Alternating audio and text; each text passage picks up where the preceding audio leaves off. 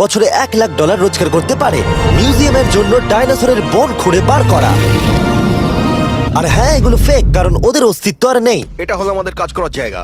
এগুলো কি সত্যি ডাইনোসরের বোন? হ্যাঁ একদম, আমি এখানে 17 সত্যি? বছর ধরে রয়েছি, আর আমি আমার ক্যারিয়ারে যত ধরনের বোন দেখেছি তার মধ্যে এটা সব থেকে বড়। এটা হলো থাই বোন, এই যে এখানকার, আর এটা 4 ফুট লম্বা। উদাহরণ হিসেবে এই যে একটা ডাইনোসর, তার সমান হলো 6টা কালকে ওপরে ওপরে দাঁড় করিয়ে দেওয়া। আমার হাইট 6'5".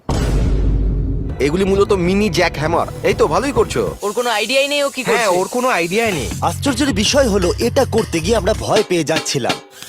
উপস। একটু সাবধানে। কাজটা একটু এগোতে আমাদের 5 ঘন্টা সময় কেটে গেল। তারপরে এক্সপার্টের সাহায্য নিয়ে আমরা কাজটাকে মোটামুটি এগোতে পারলাম।